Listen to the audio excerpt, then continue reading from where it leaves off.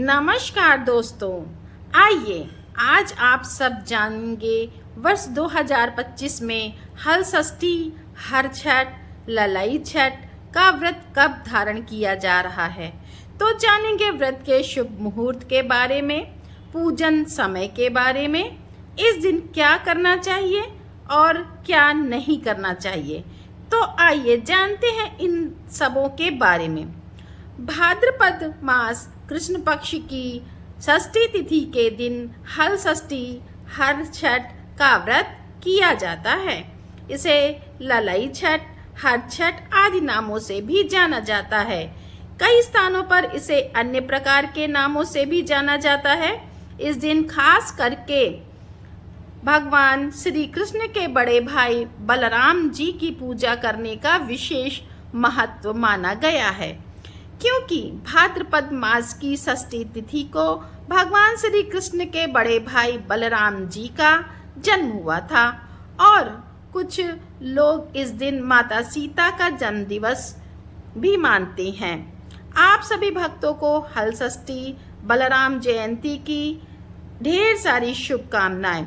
आप सभी के जीवन में भगवान श्री कृष्ण बलराम जी की कृपा से आप सभी को सभी प्रकार के सुख तथा समृद्धि की प्राप्ति हो।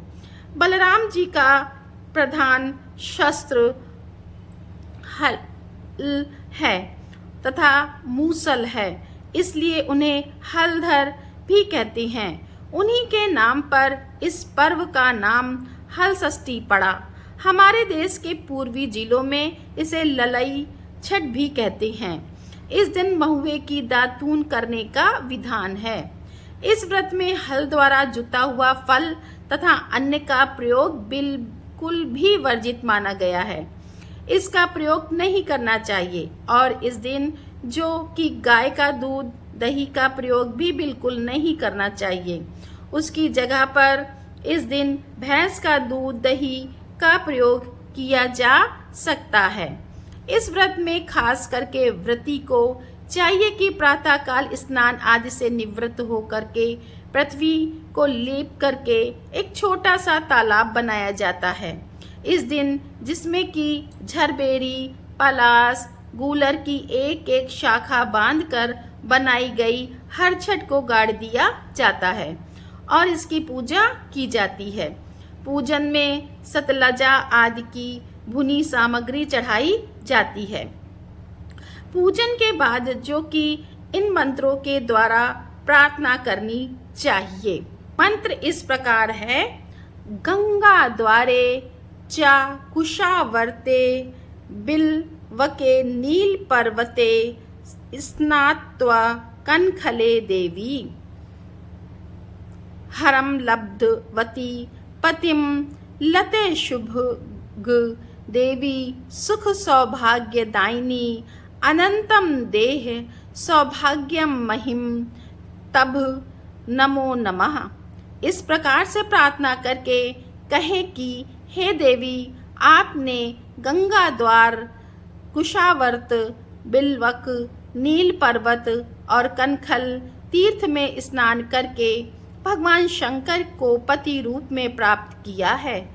सुख और सौभाग्य को देने वाली हैं। ललिता देवी, आपको बारंबार नमस्कार है। आप मुझे अचल सुहाग दीजिए। इस प्रकार से कह करके ललिता माता से प्रार्थना करनी चाहिए।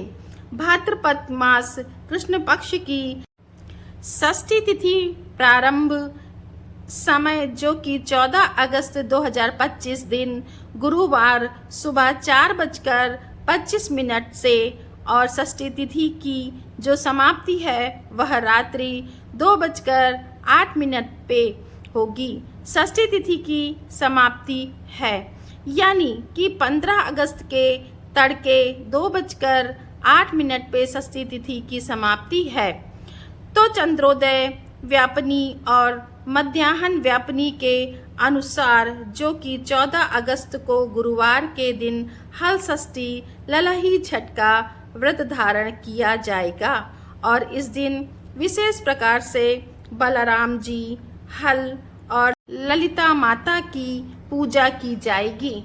14 अगस्त को ब्रह्म मुहूर्त का समय सुबह 4:23 से सुबह 5:07 तक होगा। सूर्योदय का समय सुबह 5:31 से सूर्यास्त शाम 6:34 तक होगा। राहु काल का समय दोपहर 1:40 से दोपहर 3:18 तक होगा। राहु काल समय के दौरान कोई भी शुभ कार्य या नया कार्य नहीं करना चाहिए, इस बात का ध्यान रखें। प्रातः काल पूजा का शुभ मुहूर्त सुबह 4:45 से सुबह 5:50 तक होगा। अभिजीत मुहूर्त का समय होगा 11:59 से दोपहर 12:52 तक होगा। शाम को पूजा का शुभ मुहूर्त शाम 7:01 से रात्रि 8:06 तक होगा। चंद्रोदय का समय रात्रि 8:57 पर होगा। नक्षत्र इस दिन रेवती होगा, जो कि सुबह 9:06 तक। उसके बाद अश्वनी नक्षत्र होगा।